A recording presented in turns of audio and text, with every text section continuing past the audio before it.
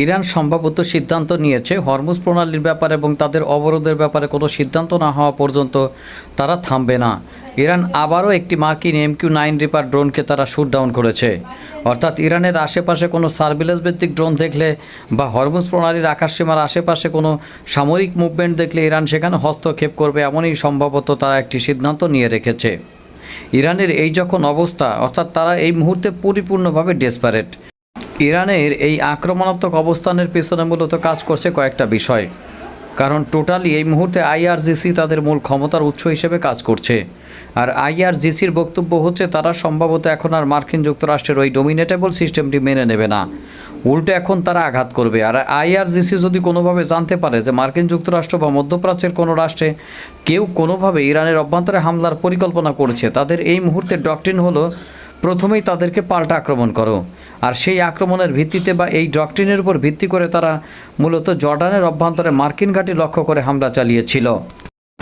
যাই হোক, আমেরিকা এবং ইরানের মধ্যে আপাতত যুদ্ধবিরতি চলছে। এটি যদি আবারও প্রলম্বিত হয়, মার্কিন যুক্তরাষ্ট্র সম্ভবত সর্বশেষ সুযোগটি হারাবে যুদ্ধটি বন্ধ করার। ইরানের তরফ থেকে বিভিন্ন সময় যুদ্ধটি প্রলম্বিত করার প্রচেষ্টা করা হচ্ছে বলে বিভিন্ন মার্কিন যে সকল গবেষণা প্রতিষ্ঠানগুলো রয়েছে বা মার্কিন যে সকল নীতি নির্ধারকরা রয়েছে, তারা এই ব্যাপারে অভিযোগ করেছে যে ইরানের তরফ থেকে মার্কিন এই যুদ্ধটিকে আরও প্রলম্বিত করার চেষ্টা করা হচ্ছে।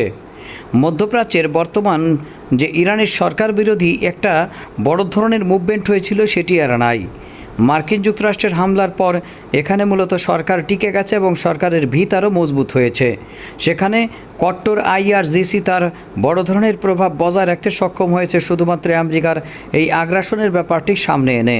সুতরাং এখানে আগ্রাসনটি আসলে মার্কিন যুক্তরাষ্ট্রের বিরুদ্ধে গিয়েছে। বিশেষ করে জনগণের যে সেন্টিমেন্ট ছিল, সেই সেন্টিমেন্টের পরিবর্তন হয়ে গেছে। আমার কাছে মনে হয় জনগণকে যদি অপশন দেওয়া হতো, তারাই মূলত এই সরকারকে ফেলে দিতে পারত। কিন্তু যখনই মার্কিন যুক্তরাষ্ট্রের সামরিক হামলা আসলো, তখনই মূলত সেখানকার মানুষ মার্কিন যুক্তরাষ্ট্রকে নিজেদের প্রতিদ্বন্দ্বী বা বিরোধী ভাবা শুরু করলো।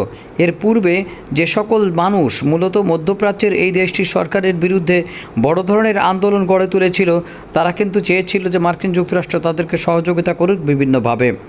কিন্তু সময়ের ব্যবধানে কত কিছু ঘুরে যায়। বর্তমান মধ্যপ্রাচ্যে মার্কিন যুক্তরাষ্ট্র যে ইরানের উপরে হামলা পরিচালনা করছে, এটি প্রচণ্ড রকমের জনবিরোধী। তাই এখানে বর্তমান সরকার বা রেজিম টিকে যায় এবং তারা আরও নিজেদের ক্ষমতাকে পোক্ত করে। আর এরই পরিপ্রেক্ষিতে মূলত ক্ষমতাটি চলে যায় এবং ক্ষমতাটি কেন্দ্রীভূত হয় IRGCর বা তাদের যে ইসলামিক রেভলিউশনারি গার্ড কর্পস রয়েছে তাদের হাতে। সময়ের ব্যবধানে সম্ভবত এই ইসলামিক রেভলিউশনারি গার্ড কর্পস আরও শক্তিশালী হবে। তাদের হাতে এখন তারা পারমাণবিক অস্ত্র নিয়ে আসার চেষ্টা করছে। অর্থাৎ কোনোভাবে যদি এই সংস্থাটি পারমাণবিক অস্ত্রের অধিকারী হয়, তাহলে তারা এমনভাবে মধ্যপ্রাচ্য সহ পুরো অঞ্চলে তাদের সামরিক এবং পারমাণবিক প্রভাব বিস্তার করবে, যেটি আসলে আপনি কল্পনাও করতে পারবেন না।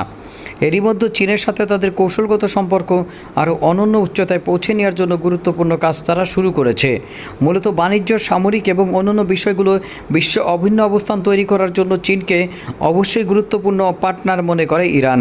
আর চীনও মূলত ইরানকে কোনভাবে সহযোগিতা করা যায় সেই ব্যাপারগুলো দেখছে।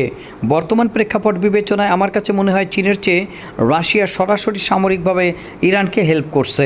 বন্ধুরা, আমরা বিভিন্ন সময় শুনেছি যে গোপনে সম্ভবত তাদের ক্ষেপণাস্ত্রের কাঁচামাল জ্বালানি হিসেবে যে সকল কাঁচামাল ব্যবহার হয় দূরপাল্লার, মধ্যম পাল্লার এবং শর্ট রেঞ্জের ক্ষেপণাস্ত্রের, সেগুলো সবই চীন থেকে ইরানের কাছে আসে। আর এগুলোকে পুরোপুরিভাবে লাইন অফ ডিস্ট্রয় করে দেওয়ার জন্য চীন যে সকল অবস্থান বা যে সকল বন্দরে এই সকল বিভিন্ন ধরনের বিস্ফোরক বা আপনার ক্ষেপণাস্ত্রের জ্বালানিগুলো পাঠায় বা জ্বালানির কাঁচামাল পাঠায়, সেই সকল বন্দরগুলোকে এক প্রকার ব্লো আপ করে দিয়েছে আমেরিকা। তারা প্রতিনিয়ত চাবাহার বন্দর থেকে শুরু করে তাদের বন্দর আব্বাস এবং অন্যান্য যে সকল বন্দর ছিল, সেই বন্দরগুলোকেও ডিস্ট্রয় করে দেওয়ার চেষ্টা করেছে তারা, যেন কোনোভাবেই তাদের এই সকল অবস্থানে বড় বড় সমরাস্ত্রের চালান তারা খালাস করতে না পারে। আসলে এই ধরনের হামলার মাধ্যমেই কি পারমাণবিক সমরাস্ত্র এবং এই ক্ষেপণাস্ত্র বা দূরপাল্লার ক্ষেপণাস্ত্র প্রযুক্তি নিঃশেষ করা সম্ভব হবে? বিভিন্ন সামরিক বক্তব্য মতে, বিভিন্ন সামরিক বিশেষজ্ঞদের মতে ইরানকে এভাবে অবদমিত করা এক প্রকার অসম্ভব। আসলে ইরানকে ইরানকে অবদমিত করতে হলে আপনি যদি এমন ধরনের সামরিক হামলা পরিচালনা করেন তাহলে দিন শেষে আপনাকে পিছিয়ে আসতে হবে। কৌশলগত আলোচনা এবং চুক্তির মাধ্যমে হয়তো ইরানের সাথে এই দূরপাল্লার ক্ষেপণাস্ত্র এবং পারমাণবিক বিষয়ে একটি গুরুত্বপূর্ণ আলোচনা হতে পারে, তার বাইরে নয়।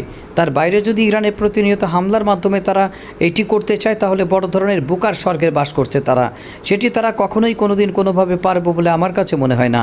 কারণ ইরানের মিত্র দেশগুলো কখনোই কোনোভাবে ইরানের পরাজয় চায় না।